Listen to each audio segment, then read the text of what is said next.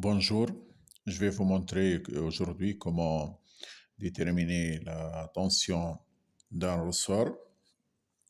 Si vous avez un ressort qui est compris entre deux points O et M0 lorsqu'il est vide, donc sa longueur c'est L0, et entre O et M lorsqu'il est chargé ou retiré, alors la tension qu'exerce le ressort sur le point M,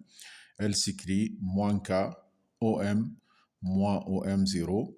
et la tension exercée par le ressort sur le point O, c'est l'opposé. Maintenant, si le ressort est allongé horizontalement, donc sa longueur à l'équilibre et lui-même sa longueur à vide, et lorsque donc je les tire d'une distance X, l'origine O est prise sur le bâti ici, la longueur L elle est égale à X, et donc la tension du ressort s'écrit moins K X moins L0 fois EX. Maintenant, si je change l'origine du repère, maintenant c'est dans la position L0 qui est égale à LE, et donc l'écart par rapport à la position d'équilibre c'est X, et donc la tension, la longueur si vous voulez du ressort s'écrit L0 plus X, et donc la tension elle s'écrit moins K fois X. Ça c'est pour un ressort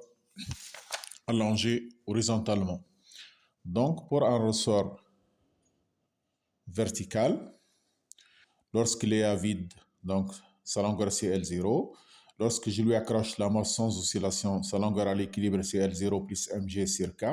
Maintenant, lorsqu'il est renversé, et sa longueur c'est L0 à vide, sa longueur à l'équilibre c'est L0 moins mg sur K.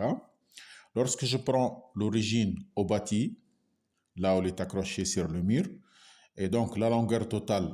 c'est Z, et donc la tension s'écrit moins Kz moins L0 fois EZ. Et lorsque je change l'origine sur la position d'équilibre,